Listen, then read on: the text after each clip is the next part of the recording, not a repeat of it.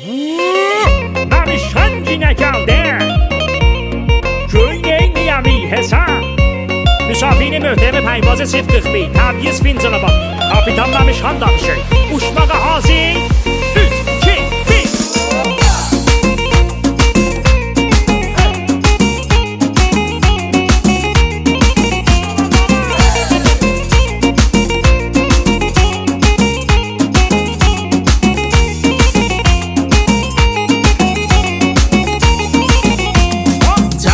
Göysən telefonun dalından, xəbərdə olsun məmiş halından.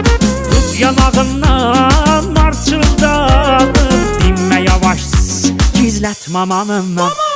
Allah'tan ötüy bir yapacak həyan olsun, gedib mamana demə.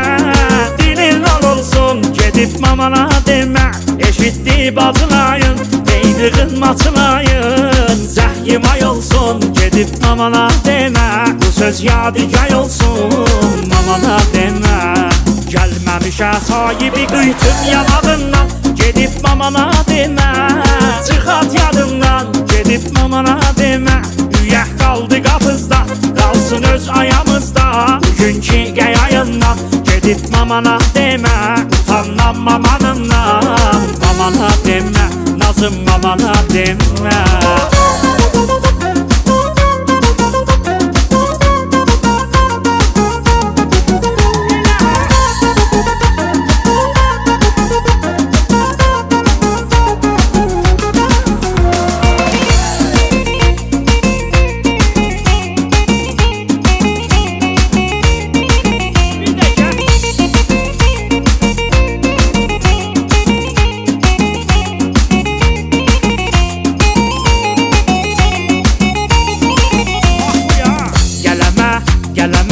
Ağacı budağın əyməz.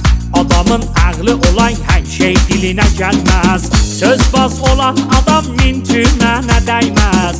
Axı Məmiş xanım gedib mamana demə.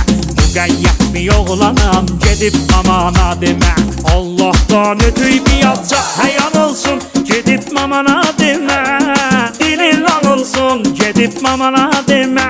Eşitdi bacılayın, deydiğin maçılayın. Zəhyim ay olsun, gedib mamana demə. Bu söz yadigar olsun, mamana demə. Gəlməmişə sahibi qıytım yanağından, gedib mamana demə.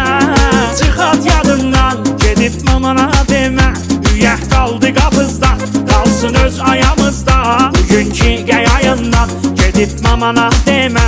Utandan mamanından, mamana demə. Nazım mamana demə.